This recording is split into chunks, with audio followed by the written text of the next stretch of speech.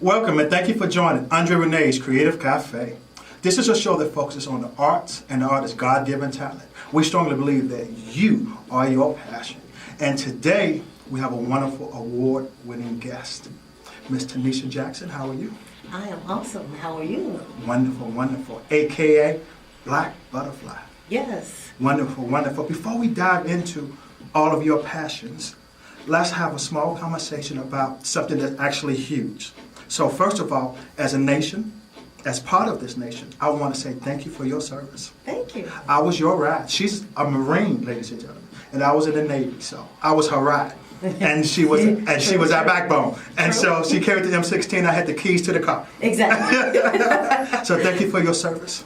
You're welcome. So what made you want to become a Marine?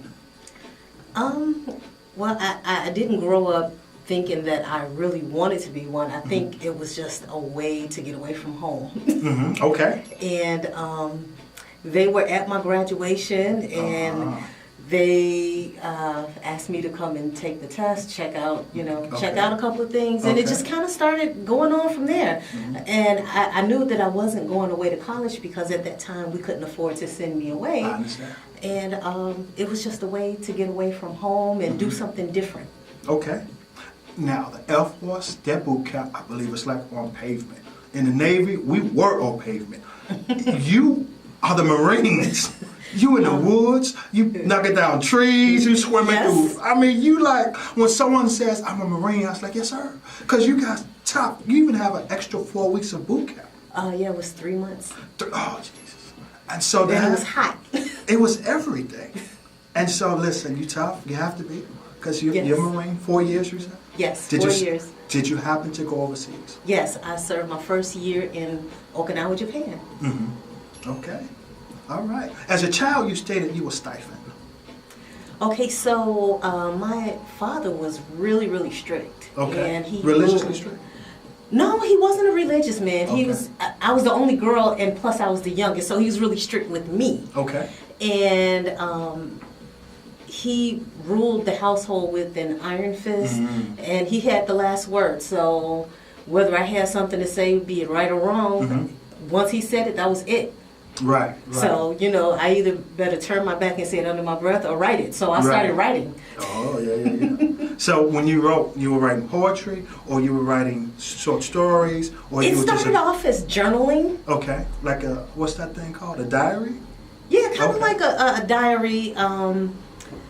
And then, but I always liked poetry. I always liked a well-placed, a well-written sentence. Indeed. And then I always liked words, like rhyming words. I learned all the Mother Goose rhymes, the Aesop fables. Yeah, all of that stuff. Yes. And it always interests me. So I think the one thing that really, really got me into it was like I had a class in grammar school where we had to write poetry. And so I kind of started dabbling then. But I never kept it. I didn't start taking it serious and really keeping it until like I was in my early 20s.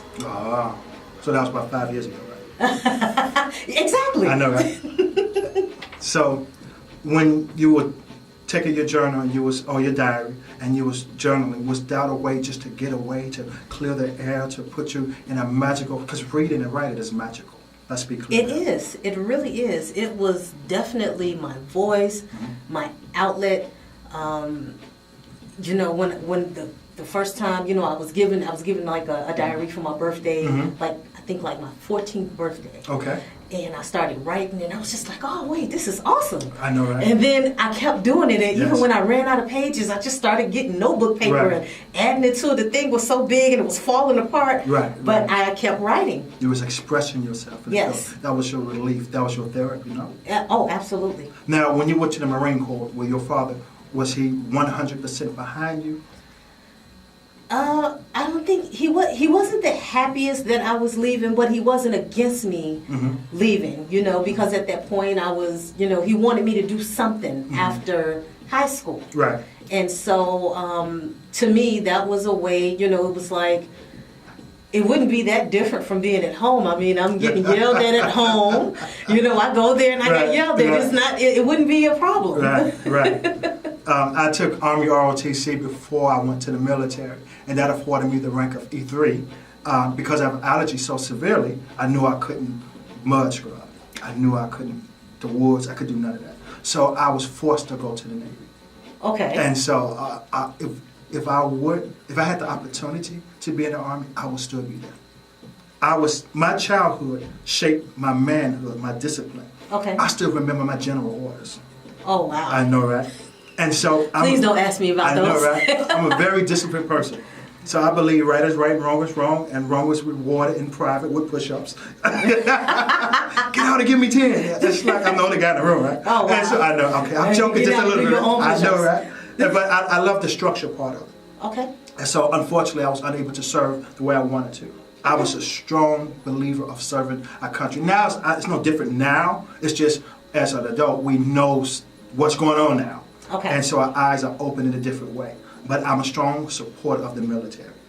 I'm Awesome. a very strong supporter of the military. And even though our brother is making a gesture of what he's doing, I know what he's doing, but I wouldn't do anything to affect the people who sacrificed. Some gave some gave all. Yes, And so that is true. we have to keep that up. So I'm not neutral. I have an opinion, and I'm pretty sure somebody knows what I'm referring to. And I stand with him, but I stand behind those who gave all. Exactly. So we can do what we're doing now. Yes. So amen. So we're gonna leave that there. And so so you're writing, you got this bug, and then one day, what happened, poetry wise? Well, so let's just say 20 years went by. Mm-hmm. I've been writing for a very, very long time. I may have hit a few sets, but Okay. I was always a shy girl. Okay. I'd never liked being in front of a crowd. Mm-hmm. But it wasn't until after my mother passed that I really needed to do something to help me through that. So in 2015, that's when I started doing spoken word. Mm-hmm. So that's how that turned into something I would have never ever thought. I didn't even think that my poetry would go that far. I wasn't even sure that people would accept me that way because Okay. I went to poetry sets and I see people up Right. there and they're just spitting Right, and right, performing and I'm right. like, oh gosh, Right. I'm not going A behind little that. intimidated, right? Right, I'm not right. going behind that. Right. But then, once I started getting into it, and even before I started memorizing, I was thinking like, wow, I don't think I'd ever be an award winner or anything. But since then, it has opened up so many doors for me. Indeed. Now, you're not afraid to warm the mic, right? Oh, absolutely not. Well, here's your opportunity. Okay. What's the name of this poem? This piece is called The Birth. The Birth, okay. And it's something that God dropped in my spirit, and so I always thought that this piece was a little cocky, but it's really me bragging on God and not myself. Well, let's give him some praise. I originated from a boundless queendom. Royalty reigns in my family. My air stat comes oh so naturally, so I'ma just pay to this majesty. I was birthed into this greatness. I bathe in it to stay steady. My divine purpose was purchased with precious blood before conception. Therefore, I was born ready. Unlike Celie, I was groomed to be a winner as a beginner, like her sister Nettie. I'm the quiet storm behind you. I rain down before you ever notice me. You just happen to look up and my verses be dropping like a plague of words from God's rotary. We be chatting about my passions. I speak them in spirit and in truth. He has anointed and endowed me with the spirits of Mary, Esther, and Ruth. He handpicked me from a million. He plucked me from amongst the stars, then gifted me with pen weaponry so I can put a handle on these bars. Lord have mercy, Jesus. Lord have mercy. That was awesome. Thank that you. was awesome. Thank there you. you go. And we're going to do the fingers because we know that's what we do. No. I want hand claps. You want hand claps? That's energy. There you, well, listen, Radio Land, I know you out there. Do your hand claps. These commercial breaks are brought to you by Christopher Nunn at Broadway Auto. Check him out and tell him Andre Renee sent you. Be right back. And we are back. Andre Renee's Creative Cafe. And if you were here before the commercial breaks, you heard Blaque Butterfli warm the mic beautifully. Heaven sent. This is the reason why she and her husband won awards, because they don't play no games. They love God. It's in their poetry. And wow, I hope you heard it. So now that you're in the scene and you have your wings about and you're flying and you're warming the mics all over the place, tell me one of the spots that you worked that really captivated the audience and captivated you. It's like on the forefront of your memory. I would say the very first major show I did, it was in 2016. Mm-hmm. And one of my team sisters, Darla Mickey, she released her very first CD. Okay. And they created a show around her. So all of these women, it was 7 women, came and did this show, and it was just complete feminine fire. Okay, all right. And my team leader wanted me to do a piece, and he wanted me to talk about love, and that was one of the pieces, that was one of the subjects that I was just completely like, no, I don't want to talk about that. Right. And this was even before I met my husband. Okay. And so I didn't want to talk about love, it had left a sour taste in my mouth. I understand. So I was just like, I didn't want to talk about love. Mm-hmm. And so he challenged me to write this piece, and he was just like, you don't talk about it. He was like, do you even like love? Do you even love love? Right, What's going on? He's right. like, nobody's heard you talk about this. He was like, Right. I want you to do it, and I don't want to hear nothing else. You're going to do this piece. Mm-hmm. And I was just like, I don't want to do this. But, Huffing and puffing now. yeah, I was, being bratty about it. And I was like, I don't want to do this piece.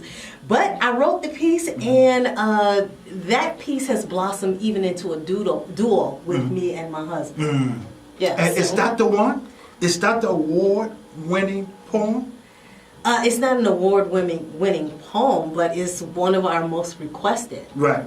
Now you have you won awards. Let's talk about these awards. Okay, so I've been on the poetry scene since 2015. Okay. My husband has been on for a while, in and out, probably for about 15 years. Oh wow, years or something. So yeah, he's been out there. Right. And so for the 2016 Poetry Awards, the National Poetry Awards, we were asked to do a piece, and actually we did the love piece together. Okay.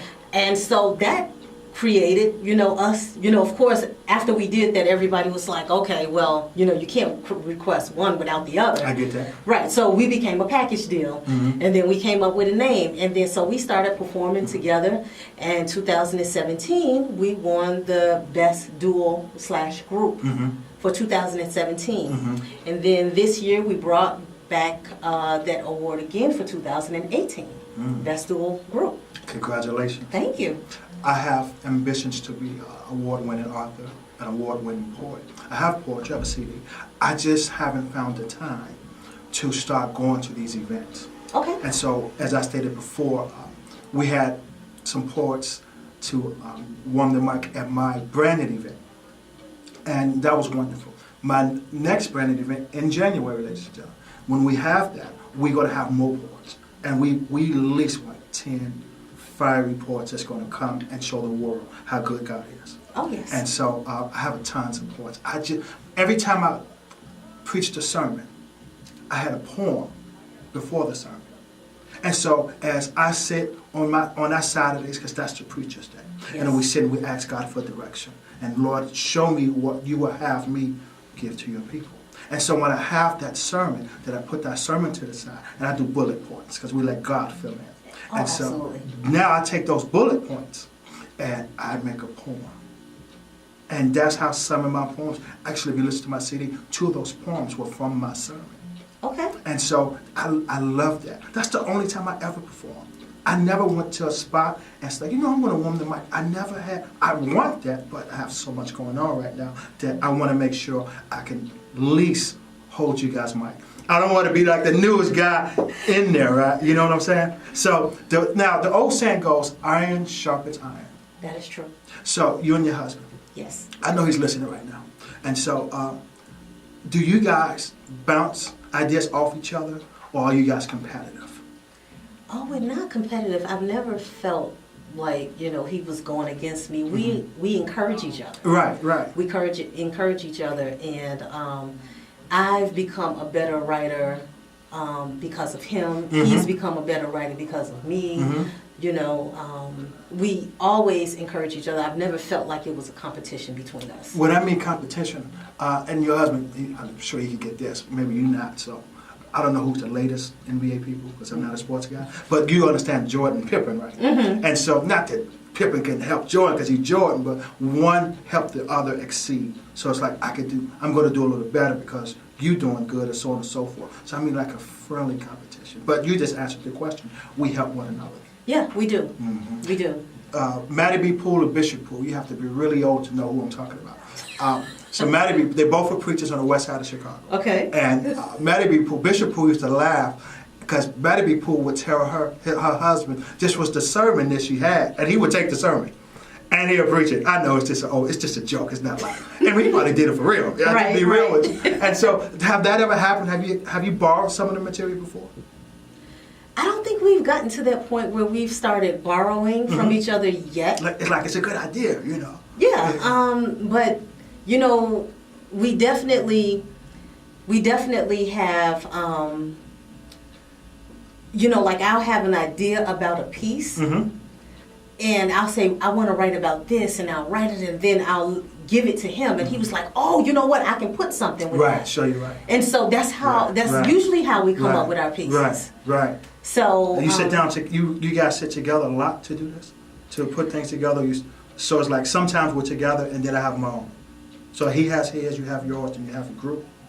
Right. Well, so of course, before we met, he had his own pieces. I had my own. Yeah. Indeed. And then I had my own pieces, of course. And it wasn't until we got together, and people just started, telling us we were a package deal, that we was like, okay, well, since we're going to be doing this, we need to get some pieces together. So that's how that started. So we do that a lot now. Right. That's a wonderful thing.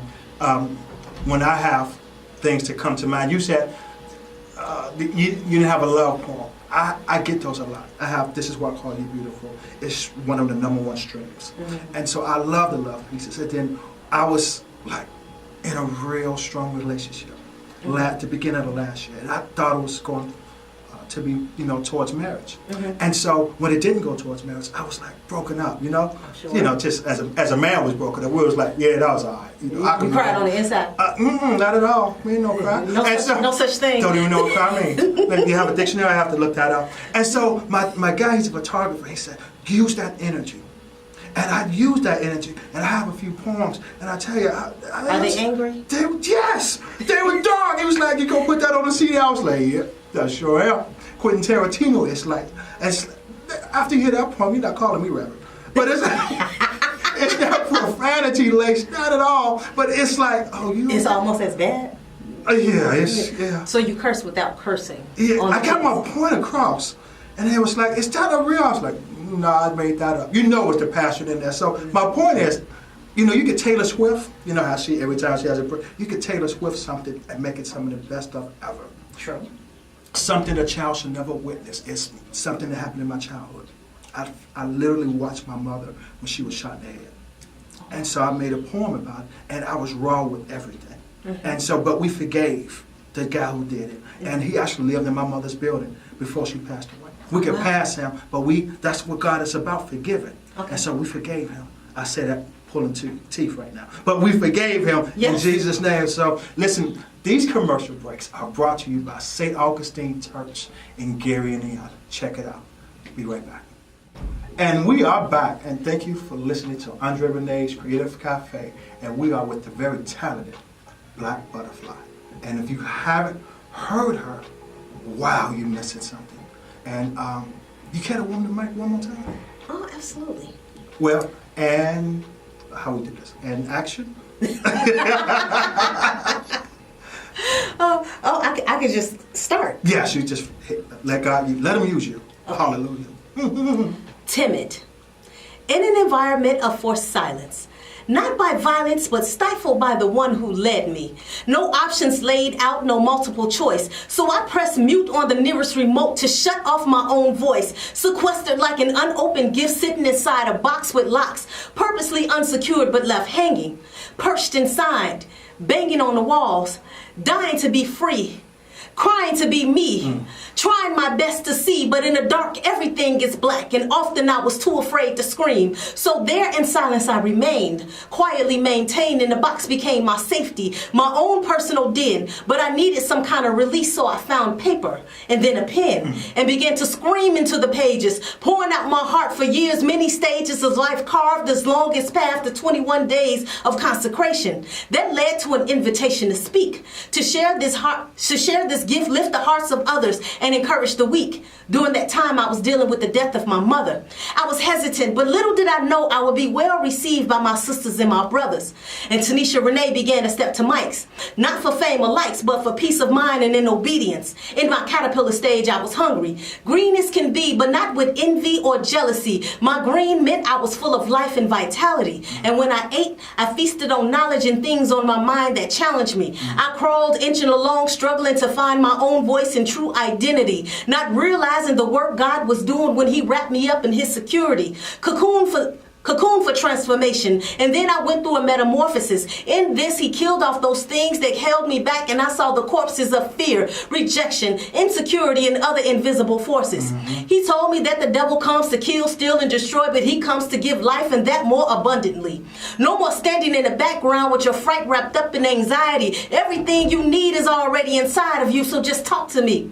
I said, Lord, I don't need the biggest name or the glory. I just want to be free. He told me, keep writing, but you must open your mouth to unleash the beast. You got a storm inside of you raging. Katrina has nothing on you. You've been in darkness long enough, so stand by. I'm about to break your levee. Black butterfly, come out wherever you are. Your wings are ready. Amen, amen. Listen to the glory of God. Listen, people. Poetry is wonderful. It's biblical. It's in the Bible. So I don't know what you felt, but you could feel the spirit within this room. I thank God for that. That's wonderful. Congratulations. There's your hand claps and everything. So how would you advise someone who wants to be a poet, who's afraid, stage fright, or never even penned before, but enjoy the craft? Okay, if someone wants to be a poet and they want to write, the first thing you got to do is start writing. Amen. You have to start writing. And then if you want to become a spoken word artist, you just have to be brave enough. You don't have to be the best. You just have to get up there and do it. You know, you read, cover your face, however it makes you comfortable. The first time I got up and I used to go to poetry sets, I used to read and I used to cover my face. I didn't want people to see me because I was that shy. So to do it, to start, you have to start. You have to take that first step. That's wonderful. Ladies and gentlemen, I know you want to be a poet. I know you're out there writing. This is an award-winning poet. Take this advice. We love you for that. We got a segment of the show called What Would Jesus Do? And this is one of those redundant things because we know what he would do. So in pastoring, some people believe you got to stay away from secular stuff. I'm not real big on that. Music is music. When you're married, you're not going to go be with your wife at the cross. So you're going to have a little burial or whatever. So let's just be real. Yes. So at the end of the day, secular music, it happens. We listen to it. We listen to our favorite whatever. My question is, if Jesus was here, and he had a car, probably a Cadillac, and if he had his car, would he have rap music on? And if he had rap music on, would he listen, here's the key, to the music that we listen to? The idea here is, you know the music that we do, we degrade one another. So what would Jesus do about how terrible we are to one another verbally? You know, Jesus had a way of telling stories in parables. He would give us a parable. Right. He would give us a parable, and yes, he would give us a parable, and he would relate that to what the world is doing, and then turn it into something heavenly. Amen. Jesus would want this to stop. He would want it to stop. Yes, he would. Love on one another. Love me like I love you. It's not acting light skin or so on and so forth. We all want people. We all want one culture. Let's live and get along. Thank you guys for listening. And remember, if you have a passion, it won't happen if you don't start. You have to start to start. So God bless you. We love you. Stay tuned every Sunday at 6:30. Andre Renee's Creative Cafe. Black Butterfli, God bless you and yours. Thank you. Thank you so much. Peace.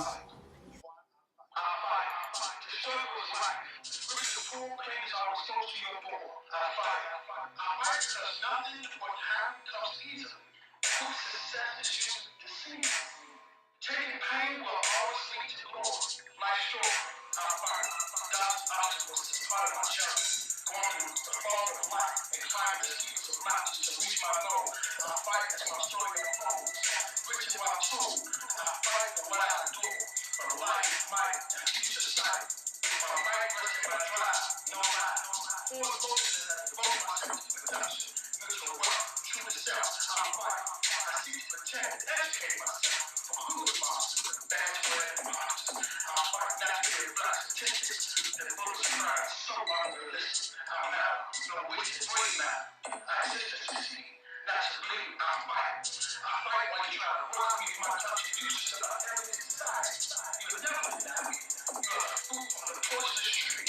My prosecutor set you free. You feel me? In my time, I promise to a world divine. I fight to show my strength. I fight to drive, to stay alive while I get defeat in this second life. I fight.